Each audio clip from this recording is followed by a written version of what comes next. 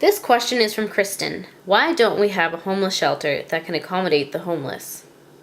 Thanks for the question, Kristin. When I asked for clarification on Twitter from you about this, you mentioned a lot about the Center of Hope. So to clarify, the Center of Hope is actually a homeless outreach kind of program that only operates during the day. So the homeless people in our community can go there for laundry, shower services, help finding work if that's one of the challenges for them, just a listening ear and things like that. So I got that information from the Center of Hope website. So that's just a few of the programs they offer, but like I said, they're only open during the day. We do have Marshall House, which is a part of Wood Buffalo Housing Development Corporation. That is a dry facility.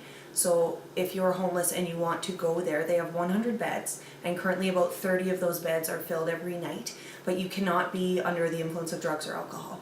We do have the Salvation Army as another place that people can go if they're not dry, but that only operates in the colder months. So we'll see that opening up fairly soon with the weather changes, but over the summer that does not operate. So that's why you see a lot of our homeless individuals out and about in the warmer months, because they don't have a lot of options. You're right, there aren't a lot of places to go.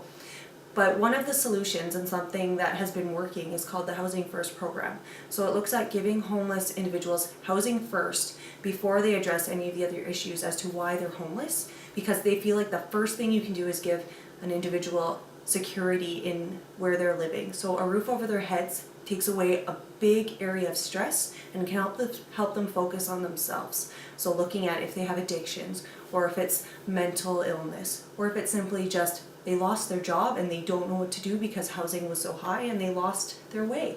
So looking at Housing First as a way to encourage that would be something great. It's something that already happens in Fort McMurray, and we can certainly encourage it more.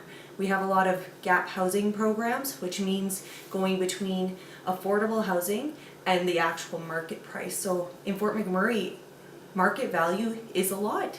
I couldn't afford to live here if I wasn't married to my husband. Our dual income helps us.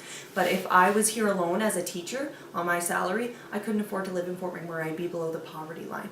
So that's just the reality of Fort McMurray. It's kind of terrifying to think about it, and that's something that we need to work together to address. So gap housing is a way they do that, to help just give people a leg up. The Wood Buffalo Housing Development Corporation has a lot of great ways to meet those needs, and it's looking at, can we get them a bit more land in a variety of ways to keep offering those programs and things like that. So thank you very much for the question. Hopefully that helps answer a little bit about why you see homeless people out and about, but really it's just we need to take care of our own. Thank you.